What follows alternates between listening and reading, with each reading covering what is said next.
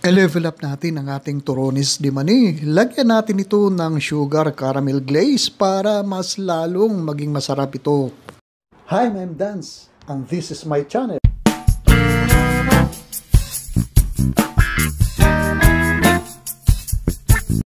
Ito po ay 250 grams na roasted peanuts at gigilingin po natin ito nang hindi naman gaanong pinong-pino ang ating paggiling. Kung meron po kayong food processor na ganito ay pwedeng-pwede natin gamitin dito sa ating pagbiling para mas madali po ang ating paggiling dito.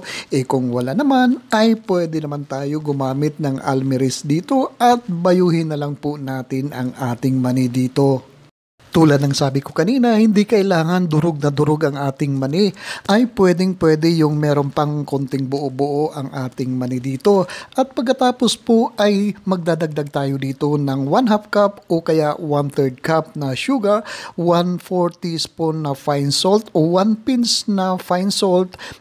Optional lang po ang ating salt dito kung gusto nyo lang po. At pagkatapos po ay imimikos-mikos lang natin ito hanggang sa mag-well combine po lahat ang ating mga sangkap dito.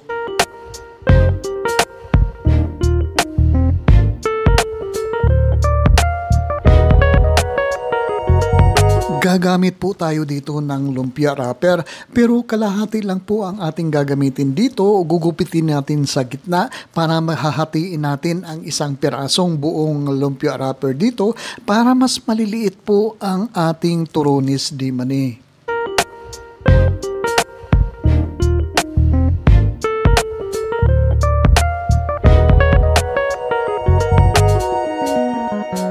Mag-scoop naman po tayo ng 1/2 tablespoon dito sa ating peanut mixture at pagkatapos po ay babalutin natin ng ganito at habang nagbabalot po tayo dito ay i-shout out natin si Cherish Life Vlog ng Sibuyan Romblon, si Bernadette Lorna Asuncion ng Ilocos Norte at saka si Edna Camarillo ng Malaysia.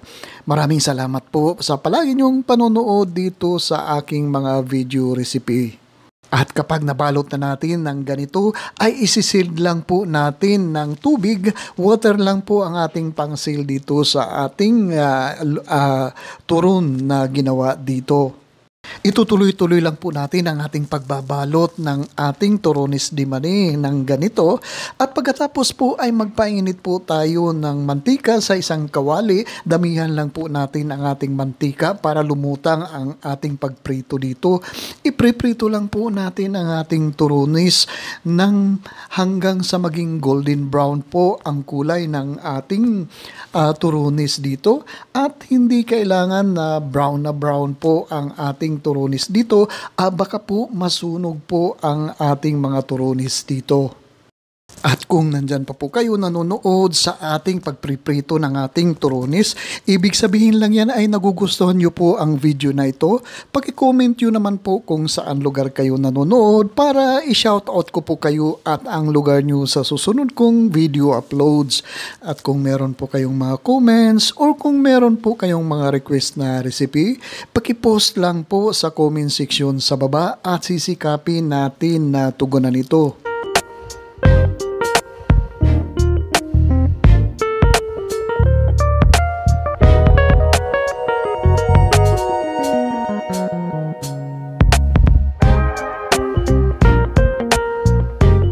Hayan na. Ganitong kulay light brown po ay pwede na natin hanguin ang ating mga turonis dito at magiging fully brown po ito kasi magpapatuloy po ang pagluluto habang drain na natin o nakuha na natin sa kumukulong mantika ang ating mga turonis dito.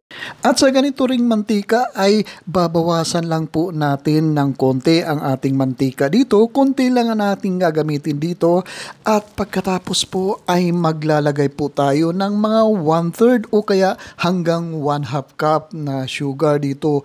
Brown sugar po ang ating gagamitin dito at pagkatapos ay ika-caramelize lang po natin dito ang ating sugar dito.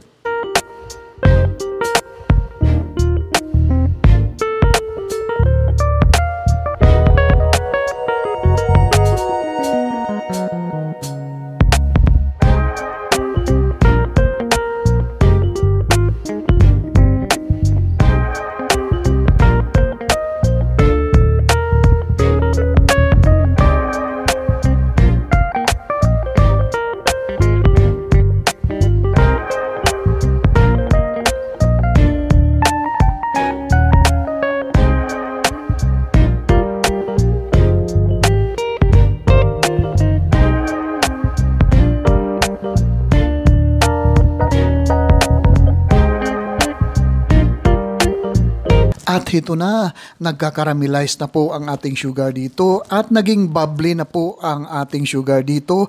At pagkatapos ay ibuhos naman natin ang ating prinitong turonis dito. At pagkatapos po ay mabilisan, hahaluin po natin habang kahit nakapatay na po ang ating kalan dito, halo lang po ng halo, mabilisang halo, mabilisang halo. At pagkatapos maya-maya ay magdadagdag po tayo dito ng sesame seeds. Bubudburan po natin ito ng sesame seeds at pagkatapos ay itutuloy-tuloy lang po natin ang ating paghahalo dito.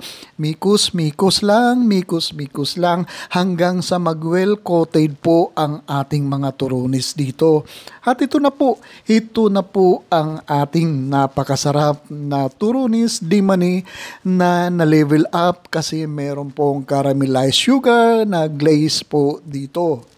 Certified Rapsa po talaga ang ating turonis di mani na ito.